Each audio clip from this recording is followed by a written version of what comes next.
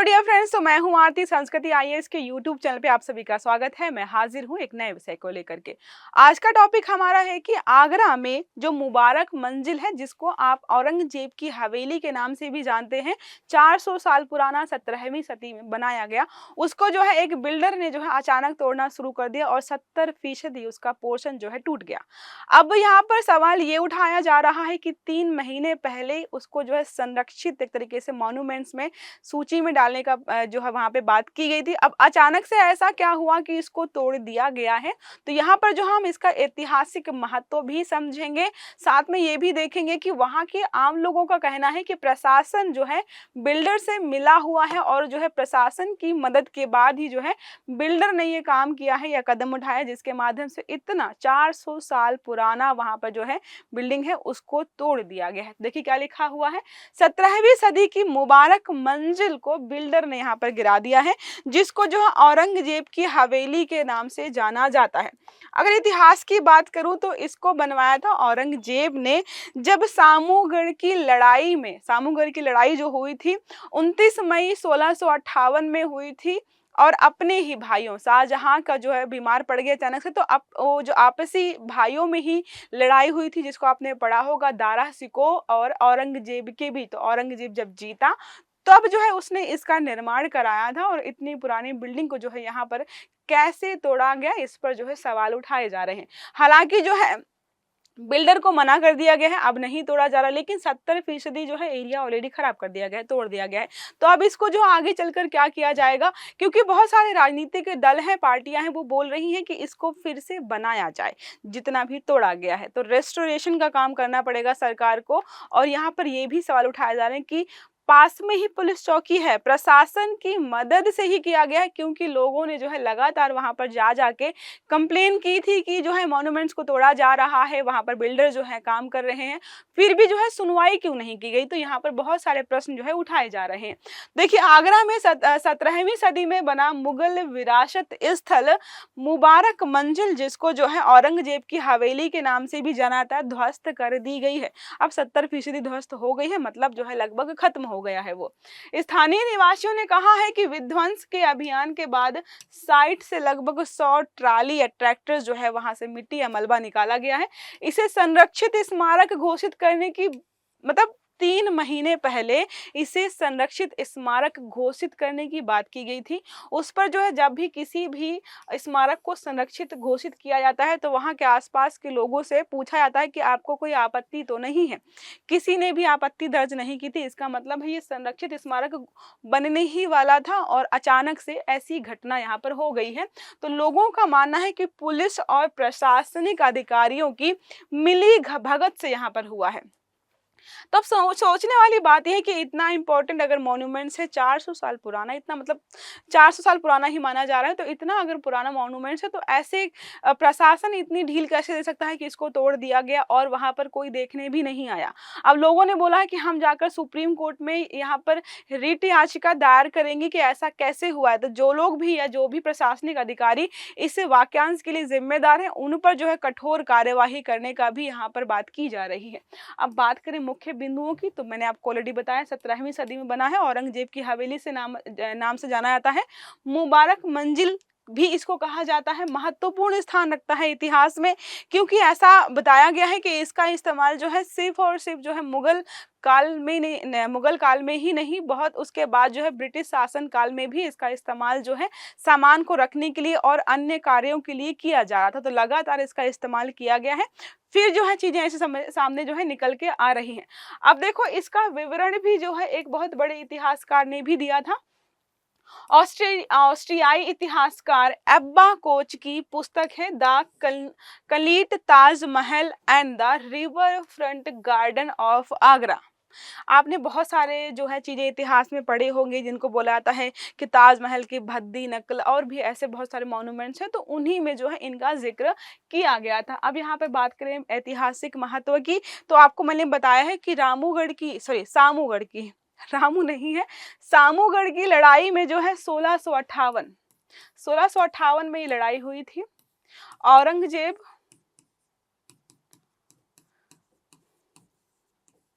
औरंगजेब और जो है दारा सिकोह के बीच। जिसमें जो है दारा शिकोह हार गया, औरंगजेब जीता था और उसने जो है इसका निर्माण यहाँ पर कराया था। अब इसका इस्तेमाल देखो जो है शाहजहां, शुजा, औरंगजेब सहित प्रमुख मुगल हस्तियों ने जो है इसका इस्तेमाल निवास स्थान के रूप में किया है।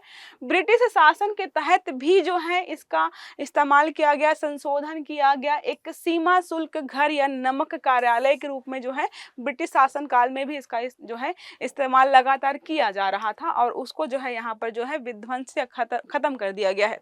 1902 तक इसे तारा निवास के नाम से जाना जाता था।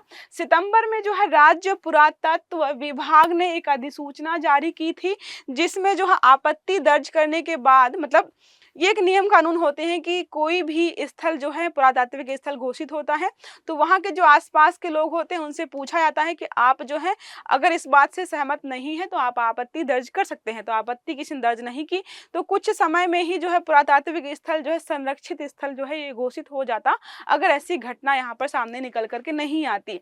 2 सप्ताह पहले लखनऊ के अधिकारियों ने जो है संरक्षण उपाय शुरू करने के लिए साइट का दौरा भी किया था। उनके दौरे के तुरंत बाद यहाँ पर विध्वंस, तो समझ में नहीं आ रहा है कि जो लखनऊ के अधिकारी वहां पर गए थे वो जो है संरक्षण के लिए दौरा करने गए थे या विध्वंस कैसे कहां से शुरू करना है इसके लिए दौरा किया था उन्होंने। क्योंकि बोला तो जा रहा है कि हम वहां पे गए थे कि देखेंगे कौन सी चीज को कैसे रिस्टोर करना है, कैसे संरक्षित करना है, कैसे किसी चीज को और अच्छा बना पाएंगे, लेकिन उनके वापस वहां से निकलते ही कुछ ही दिनों में जो है उसको तोड़ करके नष्ट कर दिया गया है। अब यहाँ पर मैंने आपको ऑलरेडी बताया कि 70% जो है उसका पूरा जो एरिया है वो खत्म कर दिया गया है। इसको रिस्टोर करना अपने आप में बड़ी समस्या होने वाली है। आपको मैंने बताया कि औरंगजेब ने बनाया था 1658 में युद्ध जीतने के बाद। देखिए क्या लिखा है, आर्चीबाल्ड कैंपबेल कार्लाइल की 1871 की रिपोर्ट में मुबारक मंजिल की वास्तुकला में विस्तृत जानकारी यहाँ पर प्रस्तुत की गई। साइट पर एक संगमरमर की पट्टिका से पता चलता है कि इसे सामूगढ़ की लड़ाई में जीत के बाद यहाँ पर औरंगजेब ने बनाया था। वहाँ पर जो है जैसे हमने बहुत सारे मॉन्यूमेंट्स देखे हैं, बहुत सारी चीज़ें देखी जहाँ पर जो शासक होता था वहाँ पे खुद मतलब एक तरीके से लिखवाते थे कि हम जो है इस मॉन्यूमेंट का निर्माण जो है इस विजय के उपलक्ष्य में या इस विजय के उपरांत कर रहे हैं, मतलब बाद में कर रहे हैं। तो वैसा ही जो वहाँ पे लिखावट उसे पता चलता है कि सामूगढ़ की लड़ाई जीतने के बाद जो है औरंगजेब ने इसको बनाया था। इतिहासकार राजकिशोर राजे ने कहा है कि औरंगजेब ने उसी युद्ध में अपनी जीत की याद में दारा शिकोह के महल का नाम भी बदल दिया था। ठीक है, अब यहाँ पर लिखा है कि आगरा का 1868 का नक्शा अगर हम देखेंगे तो मुबारक मंजिल को पेंटून पुल के पास दिखाया गया है, जो कि अब वहां पे वर्तमान जो लोहे का पुल है उसके बगल में ही स्थित है। तो वहां पर पहले उसको बोला जाता था पेंटून पुल। ब्रिटिश शासन के दौरान जो है ईस्ट इंडिया रेलवे ने इसे माल डिपो के रूप में इस्तेमाल किया है। संरचना में जो है लाल बलुआ पत्थर, तो मुगल काल में ज्यादातर जो भी चीजें बनाई गई हैं, मॉन्यूमेंट्स बनाए गए हैं, उनमें लाल बलुआ पत्थर का इस्तेमाल बहुत बड़ी मात्रा में किया गया है। आप लाल किला देखिए, कितनी बड़ी इमारत है, उसमें भी बहुत बड़ी मात्रा में, और भी अगर इमारतों का आप जो है सर्वेक्षण करेंगे, जानकारी लेंगे तो बहुत बड़ी मात्रा में लाल बलुआ पत्थरों का इस्तेमाल यहाँ पर किया गया है। मोहराबदार निचली मंजिलें हैं, यहाँ पर मीनारे और ब्रिटिश वास्तुशिल्प प्रभावों का मिश्रण दिखाई देता है। तो जब मुगल वहां से चले गए तो ब्रिटिश शासक जो ब्रिटिश जो भी अधिकारी थे ब्रिटेन के, उन्होंने क्या किया, कुछ चीजों में सुधार किया था, जिसकी वजह से थोड़ा सा मिक्सचर दिखाई देता है कि हाँ आधी चीजें तो मुगल शासन के टाइम की लग रही है, लेकिन थोड़ी सी ऐसी जो ब्रिटिशर्स आए उन्होंने यहाँ पर कुछ बदलाव किया है।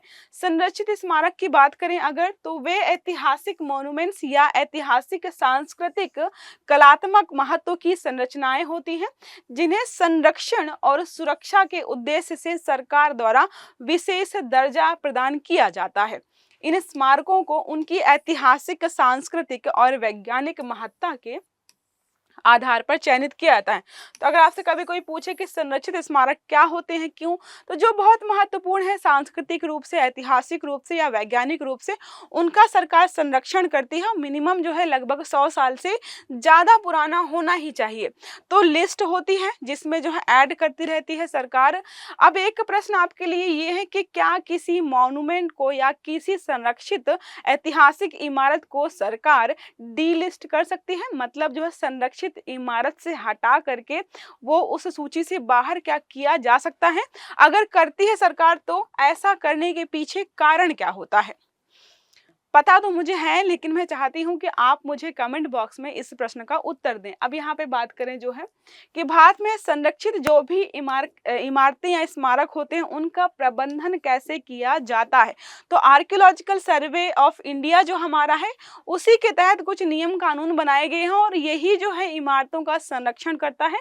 और आजकल जो है आप जो है ASI के बारे में बहुत ज़्यादा सुन रहे होंगे, क्योंकि लगातार जो है ये कहीं ना कहीं खुदाई करते नजर आ रहे हैं आपको कि यहाँ पर मंदिर है, यहाँ पर मस्जिद है, यहाँ पर ये है, यहाँ पर वो है। तो इससे संबंधित प्रश्न एक जो है आपके एग्जाम्स में पक्का है। इस अधिनियम को जो है कब लाया गया था? तो 1958 में लाया गया था। अब बात करें अगर कभी भी किसी भी स्मारक को घोषित करना होता है संरक्षित क्षेत्र तो उसकी प्रक्रिया क्या है?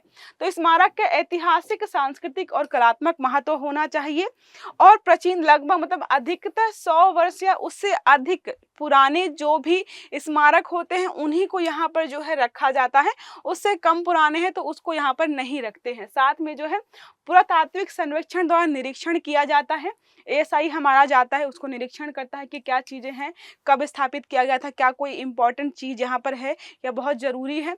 प्रस्ताव का प्रारूप तैयार किया जाता है। फिर जो निरीक्षण के बाद जो है प्रस्ताव का प्रारूप तैयार किया जाता है और प्रस्ताव को आगे भेजा जाता है। देखिए लिखा है, स्मारक को संरक्षित घोषित करने के लिए एक प्रस्ताव तैयार किया जाता है जिसमें उसके महत्व, स्थान, संरक्षण की आवश्यकता का उल्लेख किया जाता है। बताया जाता है कि ये जो मॉन्यूमेंट्स है या जो भी जगह है वो इतनी महत्वपूर्ण क्यों है, हमें इसका संरक्षण क्यों करना है और संरक्षण के क्या फायदे होंगे या जो है इसके फायदे, मतलब सब कुछ यहाँ पे जो है मेंशन किया जाता है। उसके बाद ही किसी जगह को जो है संरक्षित किया जाता है। ठीक है, सरकारी अधिसूचना, तो सरकार उसके बाद जब प्रस्ताव जो है वहाँ पे चला जाता है तो सरकार अधिसूचना के माध्यम से वहाँ पर जो है चीजों को आगे ले जाती है। देखिए फिर लिखा है, सरकार राजपत्र में अधिसूचना जारी करती है जिसमें स्मारकों को संरक्षित स्मारक के रूप में घोषित कर दिया जाता है। अब इसके आसपास का जो भी एरिया होता है 100 मीटर तक और उसके विनियमित क्षेत्र का लगभग 200 मीटर, मतलब जो है इसके आसपास ना ही कोई निर्माण कार्य होगा और ना ही कोई प्राइवेट पर्सन जो है कोई भी एक्टिविटी कर सकता है, ताकि जो है एरिया को सही तरीके से संरक्षित किया जा सके। स्थानीय जनता की राय, जैसा आपको मैंने बताया था कि आपत्ति दर्ज करनी होती है व्यक्तियों को। जब भी जो है किसी भी स्थल को जो है संरक्षित क्षेत्र घोषित किया जाता है तो लोगों की राय ली जाती है कि अगर आपको कोई आपत्ति है तो दर्ज कर सकते हो। अगर आपत्ति नहीं दर्ज होती है तब उसको संरक्षित क्षेत्र के रूप में घोषित किया जाता है। उसके बाद जो है अंतिम अधिसूचना आती है। तो जिस औरंगजेब की हवेली के बारे में हम बात करें तो यहाँ तक प्रोसेस पूरा कंप्लीट हो गया था। अंतिम अधिसूचना जो है आनी बाकी थी, उसके पहले ही जो है उसको क्या किया गया, ध्वस्त कर दिया गया है। तो प्रारंभिक अधिसूचना के बाद अंतिम अधिसूचना जारी की जाती है और स्मारक को संरक्षित घोषित कर दिया जाता है। तो लोग इसीलिए बोल रहे हैं कि ये जानबूझकर किया गया है, क्योंकि जो भी वहां पर प्रशासनिक अधिकारी या बिल्डर था उसको पता था कि इसमें जो है अंतिम अधिसूचना आनी बाकी है, उसके बाद जो है यह क्षेत्र जो है संरक्षित क्षेत्र घोषित हो जाएगा और इस पे जो है संरक्षण का काम शुरू कर दिया जाएगा। और उसके पहले ही उन्होंने कांड कर दिया। संरक्षित स्मारकों की विशेषताएं क्या होती हैं, क्या क्या चीजें होनी चाहिए? तो संरक्षण किया था पहले, तो स्मारक की मरम्मत होगी, सफाई संरक्षण की जिम्मेदारी सरकार की हो जाती है। निर्दिष्ट क्षेत्र, मतलब स्मारक का एक एरिया घोषित हो जाता है कि इस क्षेत्र के तहत जो है ये निर्माण कार्य नहीं करेगा कोई व्यक्ति या जो है प्राइवेट पर्सन का इंटरफेरेंस जो है वहां पर जो है सीमित या गतिविधियों को जो है प्रतिबंधित कर दिया जाता है। पर्यटन के रूप में घोषित मतलब फिर क्या होता है, नॉर्मल अगर संरक्षित नहीं है तो कोई भी घूम रहा है वहाँ पर, संरक्षित होने के बाद जो है पर्यटन स्थल के रूप में उसको जो है विकसित किया जाता है। आर्कियोलॉजिकल जो है महत्व भी उसका होता है। यह स्थल ऐतिहासिक और सांस्कृतिक शोध के लिए उपयोगी होते हैं। तो अगर कोई ऐसा स्थल है तो वहाँ पर जो हमारा एएसआई है वो जाता है, उस पर जो है सर्वे करता है, कोई बहुत इंपॉर्टेंट कोई बहुत पुरानी चीज़ अगर कोई जानकारी इकट्ठा होती है तो उसको जो है नोट किया जाता है। ठीक है, तो ये हमारा रहा सारा प्रोसेस जिसमें हमने पढ़ा कि कोई क्षेत्र संरक्षित होता है तो उसकी क्या विशेषताएं हैं, क्या प्रोसेस है, और साथ में हमने पढ़ा मुबारक मंजिल के बारे में जिसको जो है ध्वस्त कर दिया गया है, आगरा में स्थित है। तो कुछ हमारे इंपॉर्टेंट और प्रसिद्ध जो है संरक्षित स्मारक है उनको देख लेते हैं। ताजमहल पता ही होगा कहाँ है, कुतुब मीनार दिल्ली, खजुराहो मंदिर जो है मध्य प्रदेश, अजंता अलोरा गुफा महाराष्ट्र, महाबलीपुरम जो है स्मारक है कहाँ पर है, तमिलनाडु में है। इसके अलावा अगर बात करें संरक्षित जो हमारे स्मारक होते हैं उनसे जुड़े नियम कानून बहुत आसान से हैं। स्मारकों के आसपास कोई निर्माण कार्य नहीं होगा, नुकसान पहुंचाना जो है दंडनीय अपराध हो जाता है, तस्वीरें खींचना, व्यावसायिक उपयोग उनका करना ये भी यहाँ पर जो है नियमों के पालन के तहत ही होना चाहिए, वरना जो है सजा का प्रावधान होता है। तो बेचारी जो भी बिल्डिंग थी मुबारक मंजिल वो बन जाती संरक्षित स्थान 2-4 हफ्तों 5 हफ्तों में, लेकिन उसके पहले ही उसको ध्वस्त कर दिया गया। आई होप आपको आर्टिकल समझ में आया होगा, ऐतिहासिक महत्व का भी था और यहाँ पे प्रश्न था प्रशासनिक जो अधिकारी हैं जिन्होंने अगर ऐसी चीज़ें की हैं तो उन पर जो है कठोर कार्यवाही की जाएगी। तो आर्टिकल हमारा यहीं पे खत्म होता है। आई होप आपको समझ में आया होगा। अगर क्लास अच्छी लगी है तो लाइक करिएगा, चैनल को सब्सक्राइब करिएगा, बेल आइकन जरूर दबाइएगा ताकि जितने भी हमारे अपकमिंग आर्टिकल्स हैं, क्लासेस हैं, वो सारे आपको समय पर मिलते रहें। अच्छे से पढ़िएगा। Have a good day. Thank you.